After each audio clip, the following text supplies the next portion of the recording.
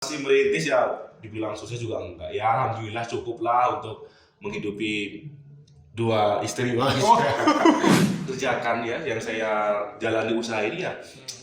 Untuk memulai dari awal dari mana itu ya sebenarnya ngalir gitu aja sih. Bagus juga belum sih mas. Belum, itu masih tahap Tapi awal sekali lah. bisa buat menghidupi dua istri kan? Kalau aslinya saya Garut mas. Aslinya di Garut. Garut. Loh, yang di sini palsu berarti. Assalamualaikum warahmatullahi wabarakatuh. Balik lagi bareng aku Awal Love di channel kesayangan kalian semua. Kalau sayang. Dalam acara Bergadang Podcast. Oke, sekarang saya sudah kedatangan bintang tamu, yaitu ini dia Mas Rival, orang paling ganteng di Dago Pojok. Anyway, buat teman-teman kalian yang mungkin belum tahu, jadi awal mula kenapa saya bisa datang ke Bandung itu salah satunya karena Mas Rival sebagai perantara. Kenapa saya bisa datang ke Bandung? Kalau diceritain agak panjang sekalian, karena itu nanti akan membuka aib saya juga, jadi gak usah diceritain. Sekarang saya mau ngobrol-ngobrol santai dengan beliau karena beliau ini adalah salah satu pengusaha sukses di Kota Bandung. Kalau menurut saya sukses kan kita itu melihat dari sepak terjang atau sesuatu yang digeluti, usaha-usaha yang digeluti. Coba Mas, paling boleh perkenalkan dulu lah diri Mas Rival ke teman-teman semua di sini. Baiklah, kenalkan saya Rival Riyadi. Ya mungkin tadi Mas Awal sudah cerita Mas Awal bisa ke Bandung ya. Sebenarnya bukan karena saya juga. Kebetulan aja waktu itu ya memang ada sesuatu yang ditanyakan ke saya, kemudian ya saya bisa membantu sedikit ke Mas Awal, kemudian ya akhirnya sebenarnya itu ya usaha Mas Awal sendiri sebenarnya ke Bandung itu bukan karena saya gitu, hanya perantara saja. Dan kalau kesadaran saya sih ya Mas Awal terlalu berlebihkan sih sebenarnya, bukan pengen sukses ya. Kita masih merintis lah Mas gitu ya. Nanti kita akan kupas satu persatu kok. Masih merintis ya, dibilang sukses juga enggak. Ya alhamdulillah cukup lah untuk menghidupi dua istri mas. Wah, pecah nggak nanti piring juga Mas. Mas Rival nanti aku tag lah istrinya. Ya mungkin kalau dari mana dimulai saya bingung Mas. Karena yang saya kerjakan ya, yang saya jalani usaha ini ya, untuk memulai dari awal dari mana itu ya sebenarnya ngalir gitu aja sih. Ngalir aja sih sebenarnya. Cuma ya emang tidak langsung sih ya, seperti yang saya sekarang ya jualan roti kopi, kan itu roti kopi juga franchise, bukan usaha saya sendiri ya kan. Itu franchise ya, kemudian ya yang lain-lain juga sebenarnya kalau dibilang bagus juga belum sih Mas. Belum, itu masih tahap Tapi awal sekali lah. bisa buat menghidupi dua istri kan? Insya Allah cukup. Oke, kalau gini aja Mas. Sebelum saya lanjut ke pembahasan tentang unit usaha yang sekarang Mas Rival jalani, saya pengen tahu dulu, ya mungkin saya udah tahu, tapi teman-teman nggak tahu. Coba kenalkan diri Mas Rival ke teman-teman. Mas Rival tuh dari nama, terus sekarang status tuh apa, masih jomblo kah? Atau belum nikah? Gitu, dan lain-lain. Oh ya. Kalau nama sendiri sih ya saya namanya Rival Riyadi. Loh, bukan Rival DMC? Bukan? Itu hanya nama karena kebetulan dulu waktu pernah studi di Pondok Kalibaroka itu kita kelompok DMC. Kelompok DMC. Jadi ya biar gampang lah. Rival DMC. Jadi itu biasanya kalau nyari alumni kan DMC, berarti ini bukan DMC ya. Betul. Rival Riyadi ya. Kalau aslinya saya Garut Mas. Aslinya di Garut. Loh, yang di sini palsu berarti. Jadi sebenarnya mungkin orang agak bertanya, Garut tapi logatnya kok tidak ada Sunda. Nah itu, saya juga masih mau nanya itu Mas. Itu gimana Mas? Jadi emang saya asli Garut, Asgar. Avenger, Asgar, asli Garut. Asgar itu asli Garut. Ya. Karena dari kecil umur setahun itu sama bapak saya itu dibawa ke Gading. Tahu ya Gading ya? Gading itu di Jawa Timur. Di sana itu sekitar kurang lebih 5 tahun. Ya kemudian di sana ya karena di sana orang Jawa ya, akhirnya ya mau nggak mau apa namanya itu bahasanya Jawa karena dari kecil gitu ya. Kemudian setelah itu dibawa lagi ke Kalimantan. Bapak saya pindah ke Kalimantan, ikut di sana cukup lama, sekitar 10 tahun, dan di sana tuh banyak 10 tahun. 10 tahun. Luar biasa. Di sana kan ini banyak bahasa, jadi Sunda saya hilang karena tidak memakai bahasa Sunda. Tapi Jadi kalau secara darah Sunda. Sunda, kakek, nenek, semua buyut itu semua Sunda. Bahkan orang tua saya juga asli Sunda, kelahiran Sunda, hanya saja saya kelahiran Sunda tapi tidak pernah tinggal di Sunda. Tanah Sunda. Tanah Sunda. Tidak pernah tinggal di Garut lah, makanya saya logatnya Jawa. Itu ya. Kemudian kalau keseharian saya sekarang tinggal mah di Dago, Bandung ya, Bandung karena kebetulan istri saya orang Dago. Oke, for your information bahwa Dago itu salah satu tempat favorit di Bandung. Kalau kalian main ke Bandung nggak mampir ke Dago, Wah, rugi. biasa. Lanjutkan. Nah, karena istri saya orang sini, kemudian saya tinggal di Bandung di Dago tempat istri saya karena kebetulan istri ini nggak ingin pindah dari Bandung karena menurutnya katanya di Bandung ini tempat yang paling nyaman. Tapi setelah saya rasakan ya bener sih mas. Emang bener. Di Bandung ini tempat yang paling nyaman karena nyaman bagi orang Bandung sebenarnya. Kalau saya sendiri jujur dulu saya pengen banget ke Bandung. Bahkan saya mau balik itu justru malah ditugasin ke Aceh, nggak jadi ke Bandung. Terus saya pengen tugas ke Bandung nggak bisa, jadi paling nggak ke Malang. Di Malang seenggak-enggaknya kalau saya nggak bisa tugas ke Bandung, nggak bisa tinggal di Bandung, cobalah dapat jodoh orang Bandung. Akhirnya dikabulkan sama Allah kan. Alhamdulillah. Aku melihat memang Bandung itu sangat bagus ya, cuman satu kekurangannya mas. Apa? Jauh dari pantai, udah itu aja. Itu aja. Tapi kalau kita mau ke pantai pun bisa, gitu loh. Tapi menurut saya, memang Bandung ini kenapa saya setelah tinggal di Bandung ya, saya baru sadar kenapa istri saya itu senang di Bandung. Ternyata saya rasakan pertama khususnya Dago ya, Dago itu ya pertama dibilang dingin juga nggak terlalu dingin, dibilang panas juga nggak terlalu panas, hawanya santai, nyaman lah gitu. Nyaman. Kemudian tinggal di Dago ini pergi kemana-mana itu cukup mudah ya, mau tempat wisata tidak terlalu jauh. Betul. Mau mungkin yang suka ke mall ya nggak terlalu jauh juga. Terus di jalan di Bandung ini khususnya Dago kalau hari biasa itu nggak terlalu macet ya. Jadi pol-polnya macet juga tidak separah mungkin di Jakarta mungkin ya. Tapi di Bandung mah masih aman, jadi pulang pergi main itu masih bisa memperkirakan waktu itu masih cukup. Itu sih yang saya rasakan karena memang di Dago ini insya Allah tempat yang paling nyaman sih bagi orang Dago. Paling nyaman ya, khususnya di kota Bandung memang Dago ini luar biasa. Makanya bagi orang Dago ya. Ada meme itu yang membandingkan perbedaan antara Bandung Utara Dago dengan Bandung Selatan. Balai Endah ke bawah itu jauh. Kalau habis hujan, maksudnya ketika habis hujan di Dago itu ya udah dari rintik air, daun-daun basah hijau. Tapi begitu pindah ke mana? Ke Bandung Selatan, yang banjir, yang macet dan segala macam. Itu perbedaan kontras. Makanya saya bilang Dago ini salah satu tempat yang favorit di kota Bandung. Kalau banjir mungkin insya Allah Dago ini nggak akan sih ya. Nggak akan ya. Mungkin kalau yang ditakuti ya, memang mungkin semua tahu ya patahan Lembang, sesar Lembang sih itu ya, tapi kita nggak tahu ya kapan itu terjadi. Tapi ya, naudzubillah ya kalau itu terjadi ya, insya Allah kerusakan juga mengerikan. Oh itu malah saya baru tahu itu. Oke Saya lah. juga ikutan aja. Mungkin itu tadi sedikit perkenalan dari Mas Rival ya. Sekarang saya mau masuk ke pokok bahasan Mas. Coba Mas boleh diceritakan sekarang Mas Rival tuh punya berapa unit usaha dan apa aja Mas? Ya mungkin saya memulai usaha sendiri itu ya sebenarnya belum lama ya, mungkin 4 tahun ke belakang lah ya. Karena setelah menikah itu saya masih kerja waktu itu di sales kosmetik ya.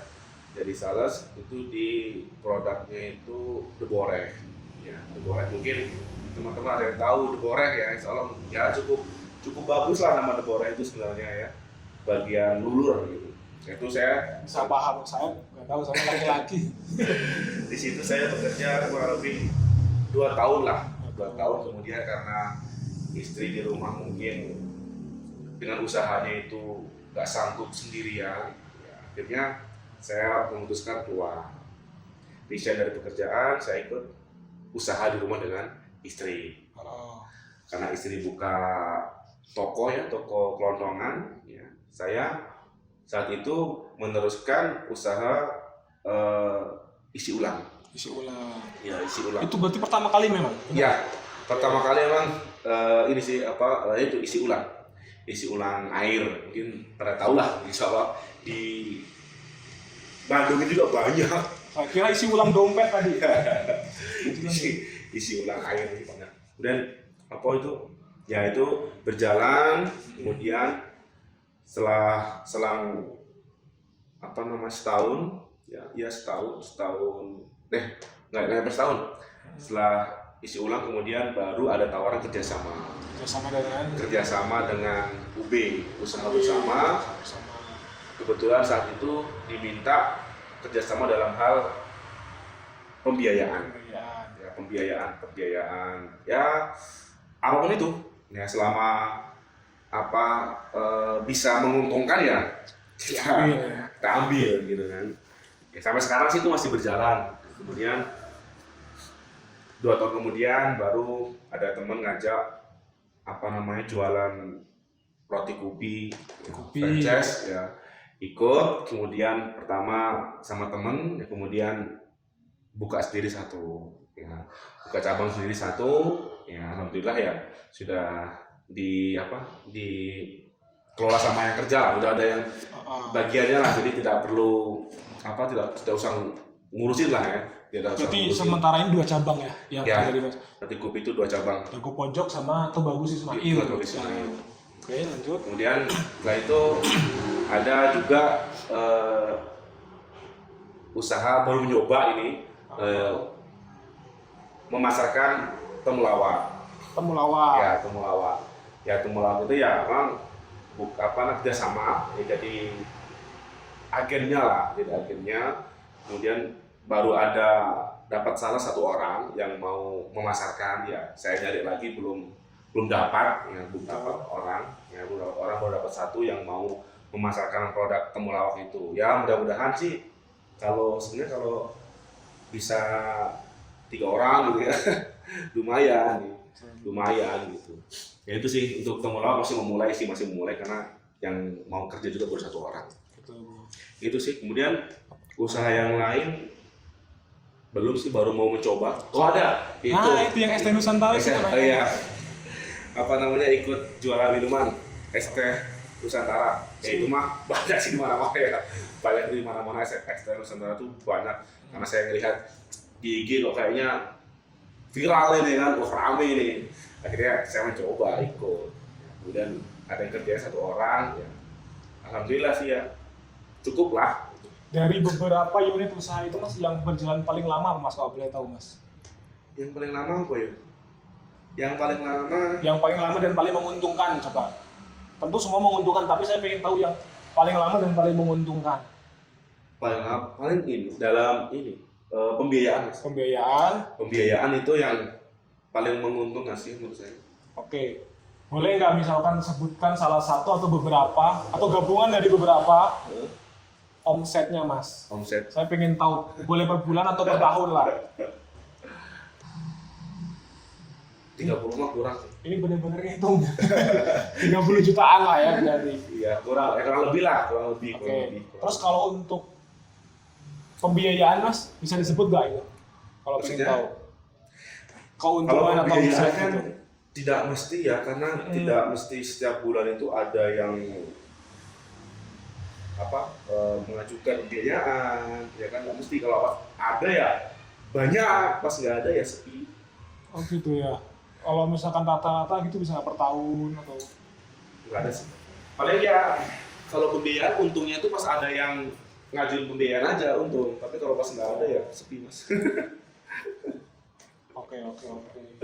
Nah, itu tadi ya sedikit profil mengenai usaha-usaha daripada Mas Rival ya. Mungkin Mas sebelum saya lanjut ke sesi selanjutnya tentang usaha ini, ada nggak sih yang mau disampaikan lagi ke teman-teman tips dan trik, salah satu tips yang bisa membuat Mas Rival itu tetap bertahan di beberapa usaha dan masih berjalan? Kan orang tuh kebanyakan punya usaha ini nggak jalan, ganti gitu kan. Ini kok bisa tetap dan menjalankan yang lain gitu? Ya kalau tipsnya apa ya? Mungkin kalau saya pribadi, saya dalam menjalankan usaha ini ya, pokoknya saya seneng, saya yakin ya, kemudian saya percaya diri lah, saya mampu dalam usaha ini, saya lanjutkan terus gitu. Walaupun memang kendala pasti banyak ya kan, tapi bukan berarti terus misal nih pembiayaan ada yang macet terus saya berhenti begitu saja, ya tidak, tetap jalan. Misalnya jualan roti terus kemudian setelah tidak penjualan kok menurun, ya waktu itu terus ada tutup, ya enggak juga, terus ya karena kalau dari saya sendiri memperbanyak cabang usaha itu perlu ya menurut saya, karena kalau satu pintu rezeki mungkin ya. Satu pintu rezeki ya segitu aja ya. Kalau banyak kan mungkin dari sini sedikit, kalau digabungnya jadi banyak. Tapi memang kalau bisa fokus satu lebih bagus gitu. Fokus satu di satu bidang ya. Kalau memang yakin fokus di situ bisa besar ya bagus. Tapi kalau memang perkiraan di bidang usaha ini hanya segini, udah terukur segini, ya udah jangan dipaksa, kita mending buka yang lain. Jadi tadi tipsnya intinya jalani, nikmati dan syukuri lah ya. Syukuri. Terus ada kendala, ya wes kumaha karena pastilah ada kendala. Terus pasti kan masalah modal segala macam ya. Jujur saya juga sebenarnya nggak modal sih mas. Nggak modal. Minus berarti mahal. Jadi modalnya ya itu tadi, kalau kita dipercaya sama orang, diberi kepercayaan, ya kita gunakan kepercayaan itu sebaik-baiknya aja sih, gitu kan, sebaik-baiknya. Kemudian ada peluang kita ambil, ya mungkin awalnya agak wah ini yakin nggak ya, gitu. Agak ragu ya, tapi ya namanya kita butuh ya, butuh juga ya harus dilalui ya, diambil saja sih menurut saya mah. Jadi kalau menurut saya tips usaha sukses itu susah mas dijelaskan karena orang tuh beda-beda ya. Tapi Pak, ya justru karena beda-beda itu kadang kita pengen tahu jalan seseorang. Kalau Mas ini gimana sih, kalau Mas yang ini itu gimana jalannya? Barangkali dengan kita tahu jalan mereka masing-masing, kita bisa mengikuti jalannya gitu kan. Jadi emang harus senang dulu sih mas. Senang. Kalau ya. kalau mas senangnya kerja, disuruh usaha ya nggak akan jalan. Kalau nggak senang usaha, ya kalau pengen langsung enaknya ya nggak ada itu, nggak ada. Kendala kan orang siapa usaha, tapi usaha apa gitu kan, terus modalnya bagaimana? Padahal kan modal sebenarnya bisa dicari sih ya, entah itu mungkin kerjasama atau apa. Kemudian kalau usahanya apa? Kalau memang tidak punya usaha sendiri ya udah lihat usaha orang, dilihat diikutin, atau bila perlu ya mungkin franchise boleh, ikut yang kira-kira benar-benar bagus ya kan. Mungkin memang franchise tidak sedikit modalnya gitu. Namun hasil insya Allah jelas gitu ya. Jelas. Gitu sih. Kecuali punya produk sendiri. Tuh. Oke, kita lanjut ke next bahasan ya. Mungkin ini jadi gini teman-teman, rencananya ke depan saya sama Mas Rival ini mau bikin podcast. Ya tujuannya biar kita bisa sharing seperti ini itu lebih enak lagi, lebih terbuka lagi, dan mungkin nanti teman-teman juga bisa mengambil hikmah daripada sharing ini. Hanya saja sekarang ini kan kita lagi percobaan bikin podcast ya. Kita nanti akan bahas mungkin mulai dari pertama Mas Rival ini dia insya Allah mau membantu dari segi audio. Yang kedua kita juga membahas tentang nama. Ini tuh saya karena konsepnya nggak ada konsep ya, kita dadakan. Terus sebelumnya juga saya nyoba kemarin itu di kantor DPD itu iseng aja, kita mau rapat redaksi nggak jadi. udahlah kita bikin konten, yaudah yuk podcast ngobrol. Akhirnya saya bilang podcast dadakan dan jadilah sebuah nama Mendadak Podcast. Artinya itu masih nama sementara Mas. Cuman karena rencananya kita berdua mau bikin podcast. Gimana menurut Mas Rival? Pertama, Mas Rival punya ide apa untuk nama podcast itu apa? Kalau nama podcast sendiri belum kebayang ya. Belum kebayang Ya. Ya mungkin berjalanlah itu nama atau mungkin ya Mendadak Podcast juga sih. Kenapa saya berpikir Mendadak Podcast? Awalnya pertama begini, karena memang kemarin itu dadakan dan kita nggak persiapan apa-apa. Yang kedua, Mendadak Podcast itu situasional, artinya seandainya kita bertemu dengan seseorang yang inspiratif dan tidak bisa diundang atau dia nggak selalu bisa meluangkan waktunya untuk datang, tapi dia bisa pada saat itu. Kita langsung aja ngobrol pada saat itu gitu loh. Jadi konsepnya tuh kayak dadakan, bener-bener dadakan. Tapi berarti bukan podcast yang ke konsep, maksudnya nanti bahasannya apa ditentukan dulu nggak ya? Tapi ini mah langsung aja saat itu.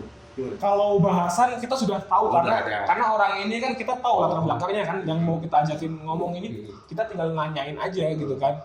Nah, hanya saja tempatnya bisa di mana saja gitu loh. Berarti tidak harus di Studio gitu ya. Yang penting ada kesempatan. Syukur-syukur orang itu bisa meluangkan waktu. Kalau orangnya bisa meluangkan waktu berarti bisa datang ke studio gitu. Nah nanti kalau misalkan sudah direalisasikan bantuan audionya dari Mas Rival, Allah suaranya akan lebih jernih, nggak seperti ini ya. Jadi gimana Mas, ada ini nggak bahasan masukan untuk podcast Mas? Ya mungkin ke depan podcastnya tidak terpaku satu bidang ya. Mungkin nanti ya semua kalangan lah kita undang yang sekiranya bisa memberikan inspirasi buat banyak orang. Oke, gitu. mantap. Oke teman-teman, mungkin itu bahasan kita kali ini. Ya mohon dukungannya. Mudah-mudahan project podcast kita ke depan benar-benar berjalan dan barokah. Dan insya Allah podcast hari ini cukup sekian. Kita bisa kembali di next project atau next podcast ya, tentunya di Mendadak Podcast.